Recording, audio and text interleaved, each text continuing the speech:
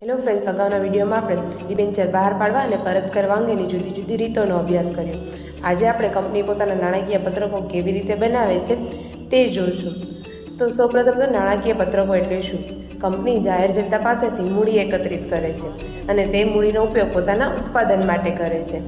તેના બદલામાં તે પોતાના નફામાંથી જાહેર જનતાને ભાગ આપે છે, જેને આપણે ડિવિડન્ડ તરીકે ઓળખીએ છીએ. પરંતુ વર્ષના અંતે જાહેર જનતા એ કંપની પાસેથી એનો નફો જાણવા માંગે છે, તેમજ પોતાની મૂડીનો ઉપયોગ કેવી રીતે કર્યો તે જાણવા માંગે છે. માટે કંપની નફા નુકસાન પત્રક, પાકું સરવૈયું અને રોકડ પ્રવાહ પત્રક દ્વારા જાહેર જનતાને માહિતી પૂરી પાડે છે.